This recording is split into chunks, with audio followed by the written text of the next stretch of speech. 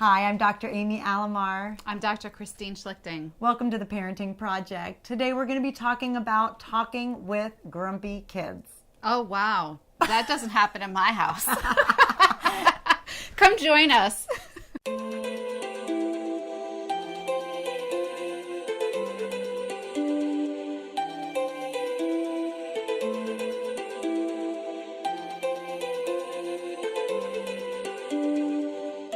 So today we're going to talk about when kids don't feel like talking. So picture yourself picking your kid up from school. Maybe they've been in an activity after school or a sport, and they get in the car and you're all ready to say, "How was your day, honey?" And they give you radio silence, or maybe they're checking their phone.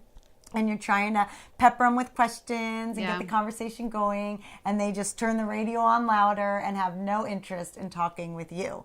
So what's a mom or dad supposed to do when this happens? Yeah, this happens a lot. Yeah. Happens a lot. Yeah. Kids not wanting to talk.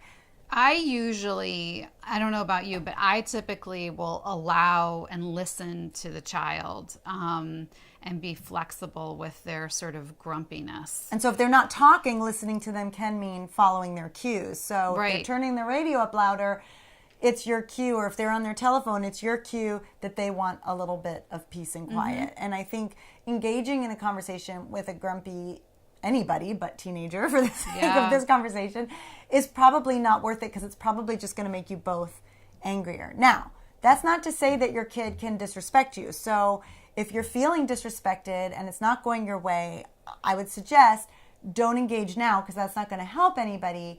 But down the line, after dinner, or at some point when they're feeling a little bit more accessible to you, I would have a conversation about how you felt in that moment and strategize some different ways with your child on how to play that differently next time. So when I pick you up from school and you're feeling kind of grumpy, what's a cue you can give me politely, and what can I do to get us through that, that moment? That I also think this actually happened.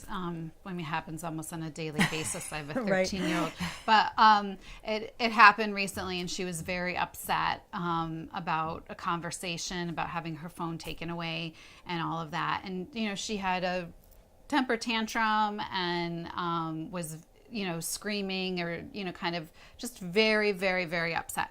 Went to her room, sort of listened for her for when she calmed down, and then I brought in ice cream for her, and I said, the ice cream's melting, and I'm outside her door. I'm like, let me in, and she did. And we then had a conversation. I sat with her on the bed, and we talked about responsibility, and that she is going to be going into high school next year, and she needs to be waking up on time, and she needs to be going to bed on time, and really managing her time, and what a distraction the phone is.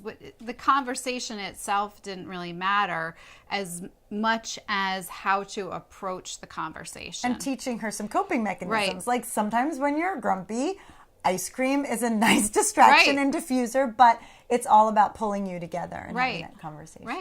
Right. So I want to find out, when you have a grumpy teenager, or you have somebody that's really difficult to talk to, what kind of strategies do you have? Because I would love to hear your stories.